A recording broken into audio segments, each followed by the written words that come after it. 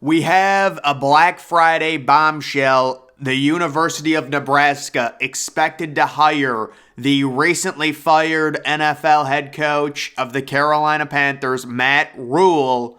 That is expected to be announced in the coming days. Now, guys, I know we keep doing this. I know we did it with Scott Frost, but this looks like a really good hire by Nebraska. And they need it because the Big Ten is only going to get tougher for them when they do away with divisions, when they bring in USC, UCLA, and possibly others. Matt Rhule, and you look at Matt Rhule's history, I know right now his stock is kind of down because what happened in the NFL was a disaster, but you remember Nick Saban wasn't all that great in the NFL either. He was better than Matt Rhule was, but still. So sometimes head coaches just don't work out in the NFL. Urban Meyer as well. And you take a look at Matt Rhule at Temple. First year, 2-10. Second year, 6-6. There's an immediate improvement.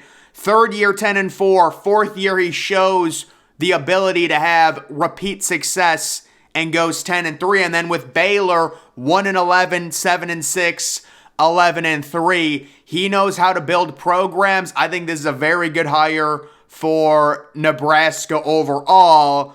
And when you just speculate on Nebraska's overall options, I would say you compare him to Deion Sanders. I'd probably take him over Deion. Nebraska was really never a fit for Deion. They needed someone stable that knows how to build a football program. The only guy, if I was Nebraska, I'd probably be really interested in over Matt Rhule at this point would be Luke Fickell. And of course, there is speculation that Luke Fickell is waiting to see if the Ohio State job comes open. He's fine at Cincinnati right now because Cincinnati is moving to the Big 12. So overall, again, we did the exact same thing with Scott Frost. But this was a situation, it's going to be unique to see the exact contract because Matt Rhule had a disaster run with Carolina. They had to fire him. They still owe him a bunch of money for future years because of how bad it was. I think he went like 11-27. I saw on the Wikipedia page. So 11-27 with Carolina. They fire him mid-season. And guys, it's one of those situations where sometimes coaches just don't fit in the NFL. Again, we saw the disaster with Urban Meyer. We saw Nick Saban and others. So sometimes it just doesn't work out. Matt Rhule, when you talk about him leaving Baylor, he would have been the number one candidate for any big-time program that had a coaching vacancy, but he went to the NFL. He made the jump from Baylor to the NFL. Normally, you see coaches go from Baylor to an even bigger, more premier powerhouse college program, and then they go to the NFL. Rhule goes straight to the NFL.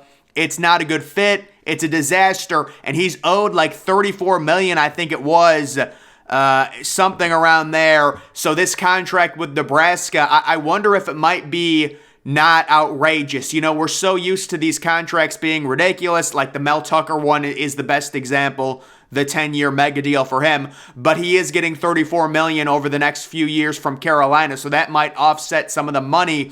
There was also speculation that Matt Rhule wanted to stay out of coaching and kind of survey the field for a year. Apparently that's not happening. But this is, I would say 80% chance, 85% chance based on how it's being reported. This will be announced. Obviously, Nebraska playing right now. They're not going to announce it today. They probably won't announce it tonight unless they upset Iowa and use it as kind of a springboard. Although I don't think they would want to take away any of the, success from their players, the spotlight from their players or anything like that. So we will see what happens. This is a developing story. As for the Auburn situation, I would say right now that Lane Kiffin is still the favorite for that. The whole Auburn situation is really weird. If I'm Auburn, I don't know what I do, honestly. I might look for someone different other than Lane Kiffin. It just feels like Lane Kiffin is a retread. I mean, we saw Lane Kiffin last night struggle mightily against Mississippi State and lose at home. And it's like, did they really have that good of a season? They're going to finish unranked. I know they lost a lot. They lost Matt Corral, but Lane Kiffin to me is kind of a flake. It's like he only lasts at programs for 4 or 5 years at the most. I know he's a great troll and things like that, but if I'm Auburn, I'm not sure that's who I would go with, but we will see. I saw there was a rumor that Lane Kiffin told his team, he told Ole Miss that he will be back with them next year. But of course, if last offseason was any indication, these things are just ridiculous. You're going to see coaches say one thing and then they'll sign an 8-year contract and then the next day they'll take a better job. That's what these guys do. It's just the reality of the situation. So there's that. And then also I heard something, they did a major story on the transfer portal and they interviewed a bunch of some maybe athletic directors or something like that. And basically the transfer portal is going to be an absolute clown show. It's going to be even worse than it was last year. Or, some people like it is good for entertainment and things like that, but the expectation when you talk to these ADs and these, people within the programs, it is going to be ridiculous. These kids are not waiting. They don't want to wait. They want to play immediately. And you're going to see a lot of transfer stuff. And I think people keep zeroing in on Texas A&M losing a lot of their players and stuff like that. I think this is a situation where the Texas A&M boosters are probably going to keep most of their players. And if I had to guess, Texas A&M is going to totally try and rebrand their offense. And they're going to tell Jimbo Fisher, listen, we can't fire you. We're not paying $86 million in a buyout. What we can do is we can force you to hire a young, innovative offensive mind.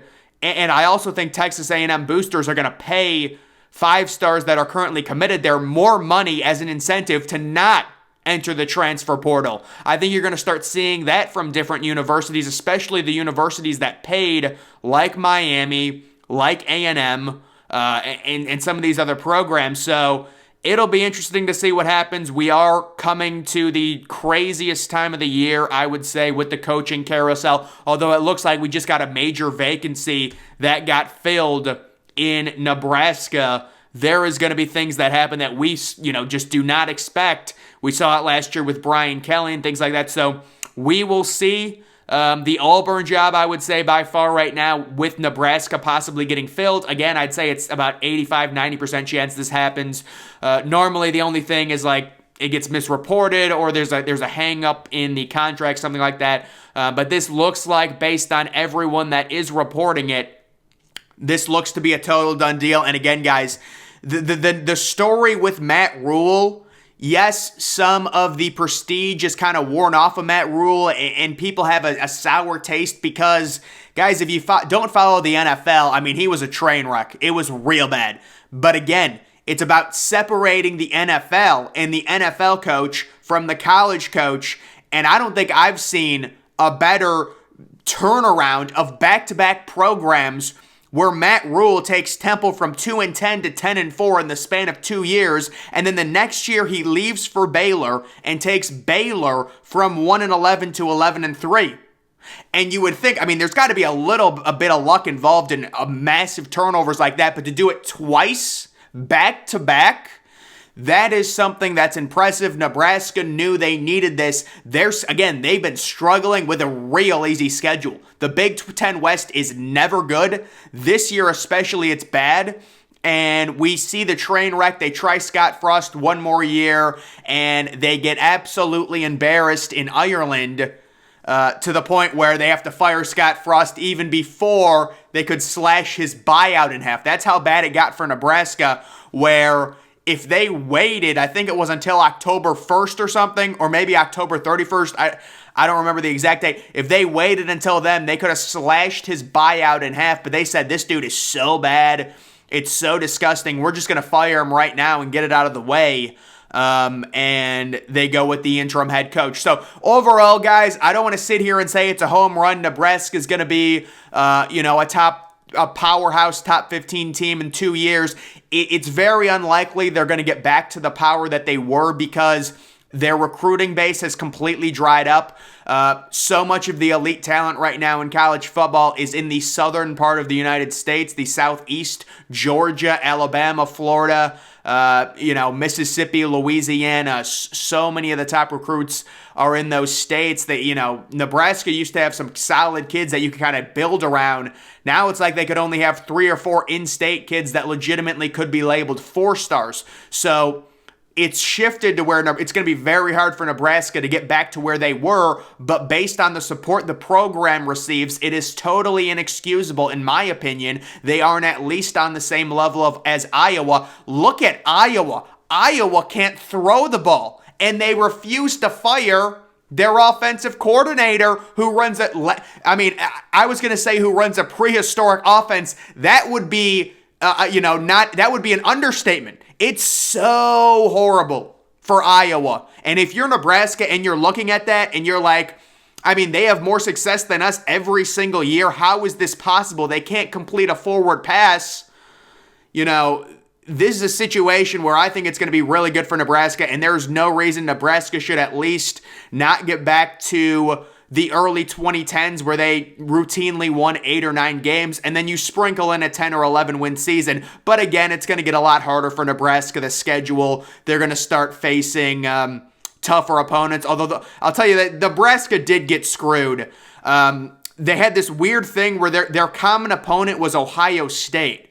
So they had to face Ohio State every year for like 6 straight years. I think now they face Michigan every year, so it's not much better, but that's all going away. That's going away starting, I believe, in 2024 when they take away the divisions, or at least they do the pod thing. I don't know what they'll do, but they're taking away East and West, which everyone agrees with, considering, the West is a complete joke this year. Either way, guys, I think this is a good hire for Nebraska. I'm not going to say, they're going to the college football playoff anytime soon, but for what was out there, you're talking about a coach who, if you just go back to when Matt Rhule went to the NFL, there would have been so many powerhouse programs that would have taken Matt Rhule and given him a decade-long contract. But now that he goes to the NFL, he sucks in the NFL, people create this different perception where he's still the same coach in college, which is a really elite coach, and that's why Nebraska hired him. I think this should... Again, we thought it was going to work out with Scott Frost. I think it's a little bit different because this guy's had back-to-back, this guy's had a record of multiple programs turning around. With Scott Frost, it was just lightning in the bottle at UCF. It felt like that one year where they kind of said they were national champions, that whole thing. But either way, we will see, guys. That is the Black Friday bombshell here. Matt Rhule looks like to be the next head coach of Nebraska.